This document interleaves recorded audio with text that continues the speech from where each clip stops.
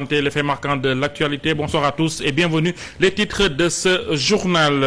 Concours général édition 2024. Zeynab Diène Samb est la meilleure élève du Sénégal. 112 distinctions ont été décernées pour 3203 candidats inscrits. Les cours privés Racine School et le Prytanée militaire Charles Thioréré occupent les premières places du podium. Lutte contre la traite des êtres humains. Le Sénégal, une zone de transit des victimes. Kédougou, la région la plus touchée. Le phénomène est accentué par la mendicité et l'exploitation sexuelle des femmes et des enfants. Les acteurs font un plaidoyer pour une meilleure sensibilisation. Respect du pacte signé avec les membres de la société civile. Le président de la République interpellé par le collectif de la société civile en conférence de presse ce matin. Le collectif active sa demande d'audience avec le chef de l'État à qui il demande de consolider le respect de l'État de droit et la bonne gouvernance. Voilà pour les titres. Le développement dans un instant.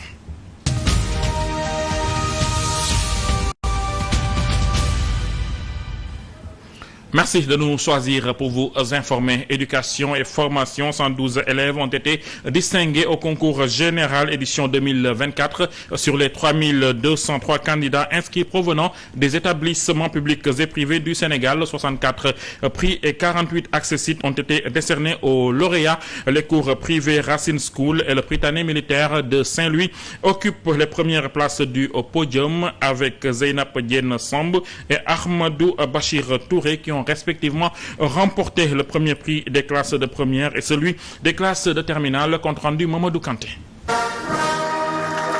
La réussite est au bout de l'effort, dit-on souvent. Cet adage, les lauréats au concours général de 2024 en ont fait leur. Nous avons enregistré au total 112 distinctions, dont 64 prix et 48 accessibles. On dénombre 95 distinctions pour le public et 17 pour le privé. Selon le fait, les filles ont totalisé 57 distinctions, les garçons ont eu 55 distinctions. Pour cette année, Zeynab Diène Samb de l'école privée Racine School de Guédiawaye et Ahmed Bachir Touré de l'école Prytanée militaire Charles Thioréré trônent au pinacle de ce concours du savoir.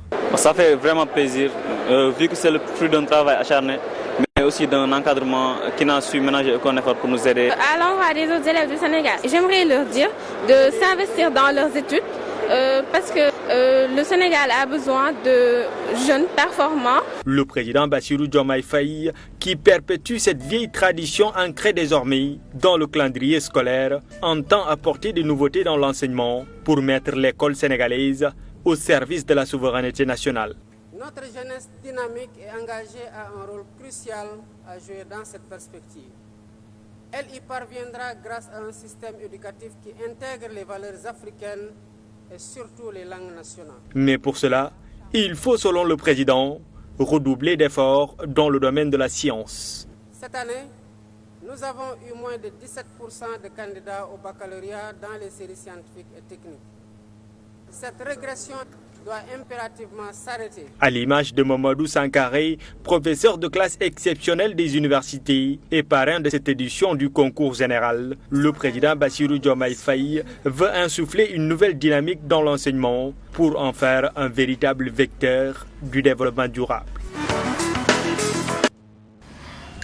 En raison de sa position géographique, le Sénégal est devenu une zone de transit des victimes de la traite des personnes. Le phénomène se traduit par la mendicité et l'exploitation sexuelle des femmes et des enfants. Kédougou est la région la plus touchée du pays. C'est ce qui ressort de l'activité organisée ce mardi à l'occasion de la célébration de la Journée mondiale de lutte contre la traite des êtres humains. Pour mettre un terme à ces formes de servitude, le Sénégal a mis en œuvre plusieurs politique, mais des efforts restent à faire dans la sensibilisation et la dénonciation de ces servitudes. Compte rendu Djembombaye.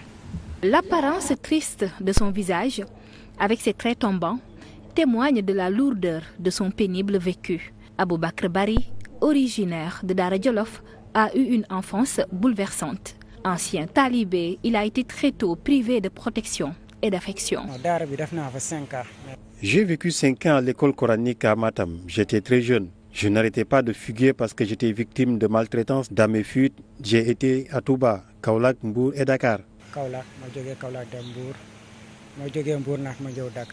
Il a eu à affronter plusieurs épreuves pour survivre dans la rue pendant 10 ans.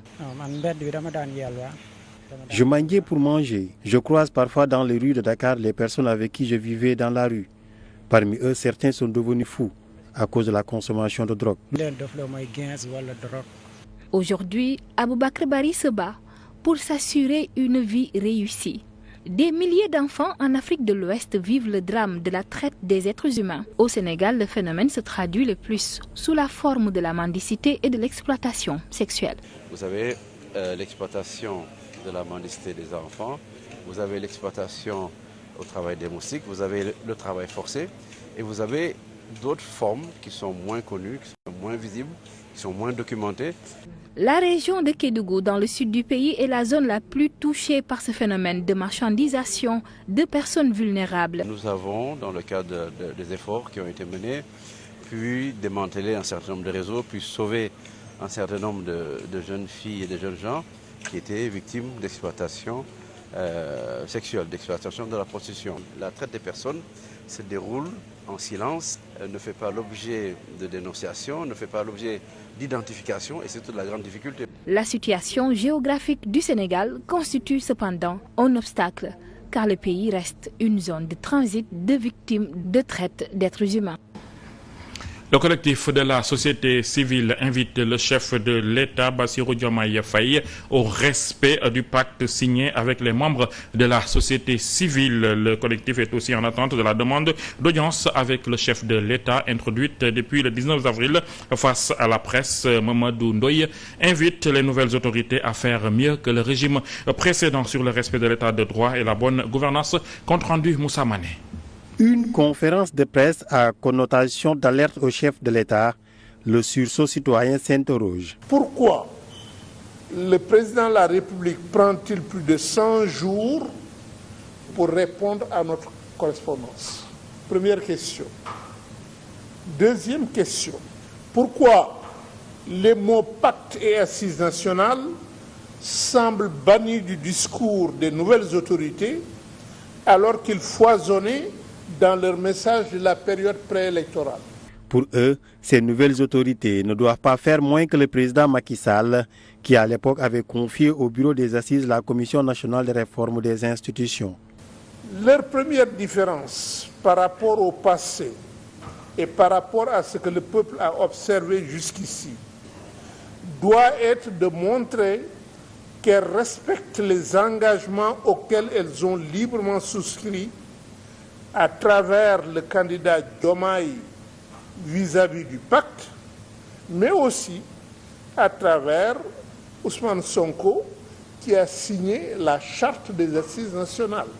En ce qui concerne la présence du président de la République dans le Conseil supérieur de la magistrature, le collectif invite le chef de l'État à respecter le pacte.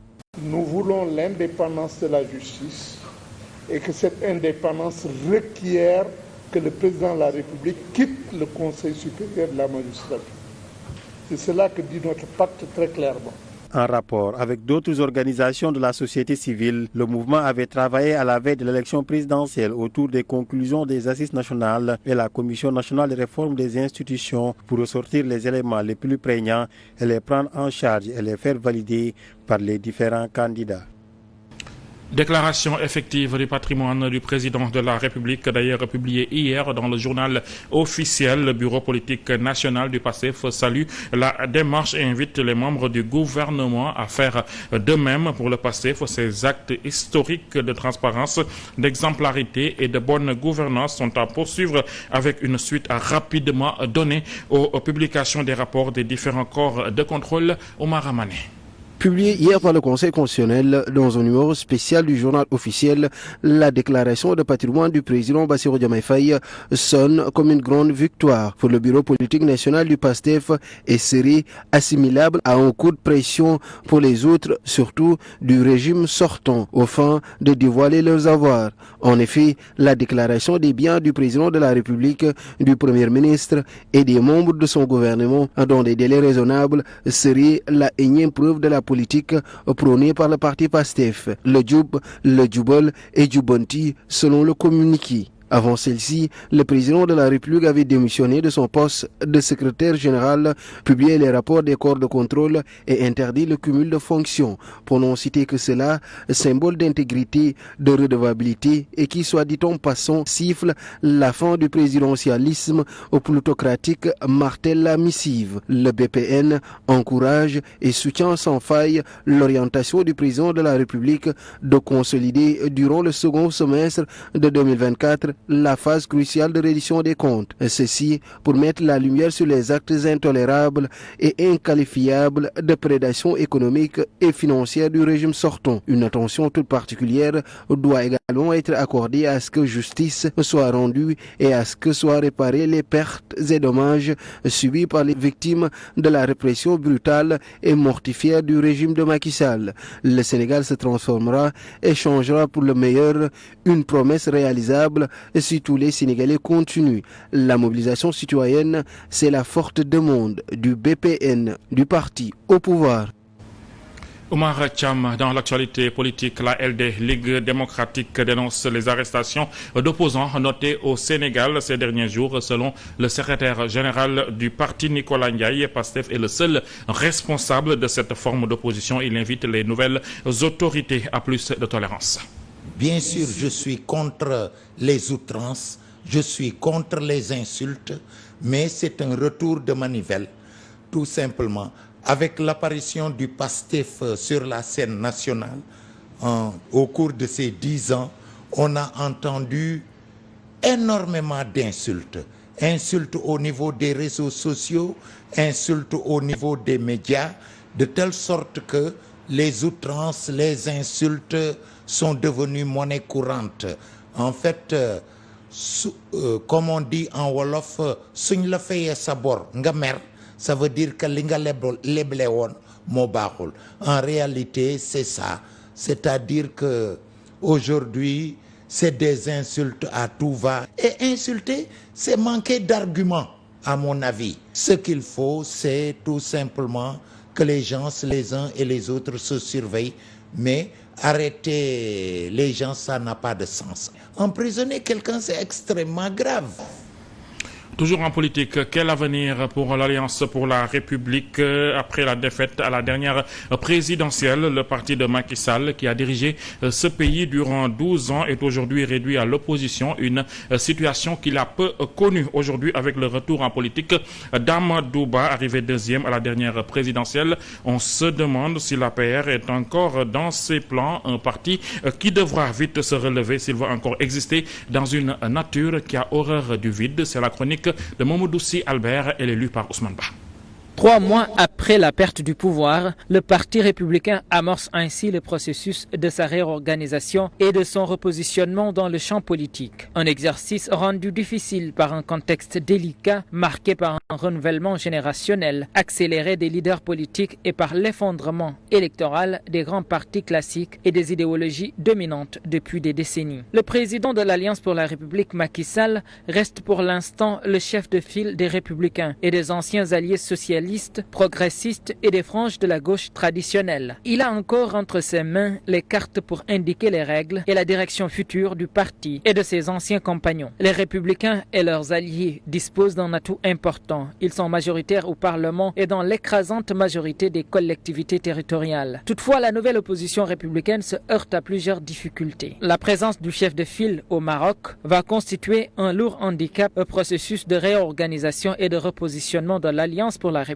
et de la coalition Benno Bokk Yakaar. Il est peu probable que le président de l'APR puisse réussir à conduire à distance son parti. Les conflits internes au sein des Républicains n'ont pas également délivré tous leurs secrets. Tôt ou tard, les Républicains seront rattrapés par le linge sale de leur famille politique. La posture de l'ancien Premier ministre Amadou Ba, candidat de l'APR et de Benno, ouvre déjà la perspective des départs importants des rangs des Républicains et d'une crise d'orientation à court, moyen et long terme. Certains responsables ont d'ailleurs quitté l'ancien parti présidentiel pour de nouveaux horizons. D'autres attendent pour mieux voir et mesurer les impacts de la direction du vent, du changement de régime et des repositionnements tactico-stratégiques. Dans ce contexte d'une opposition politique plurielle et en pleine mutation, l'avenir des Républicains dépendra des capacités de l'APR à évaluer sans complaisance son bilan politique au pouvoir, ses conflits et à préserver à la fois son unité et le renforcement du Benno Bokk Yakaar. Un challenge énorme de leadership à relever. Les échecs des partis historiques sénégalais, en l'occurrence le Parti socialiste et le Parti démocratique sénégalais, devraient servir de leçon pour éclairer le chemin sinueux et complexe de la reconquête de la confiance des citoyens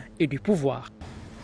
Une nouvelle controverse foncière agite la ville de Louga, opposant la famille Khoulé et la famille de feu Djily Mbaye. Face à la presse, le porte-parole de la famille Khoulé déclare que leur famille possède également cette terre, légalement plutôt cette terre depuis 1950 seulement, dénonce Baye Dame Khoulé. Depuis 2018, la famille de feu Djily Mbaye tente de s'approprier cette terre. Il dit avoir saisi l'OFNAC et invite l'État du Sénégal à intervenir. Tribunal de justice en 2018 pour expulsion. Procédure dem na ba 2024. J'ai porté plainte depuis 2018 pour expulsion. La procédure est allée jusqu'en 2024 avant qu'elle ne soit enclenchée. Mais dès lors que la procédure a été enclenchée, ils devaient automatiquement tout arrêter. Mais ils ne l'ont pas fait. Ils ont l'appui de quelques autorités politiques et administratives. Nous avons d'ailleurs appris que le conseil départemental se réunira demain pour les donner l'aval de couper les arbres. C'est pourquoi nous alertons. Ils disent partout que c'est leur titre foncier. C'est faux. Ces parcelles ne les appartiennent pas. Nous avons écrit à toutes les autorités et avons discuté avec elles. Nous avons même écrit l'OFNAC. Nous prévenons tout le monde le jour où ils iront couper là-bas un seul arbre. Ils nous ont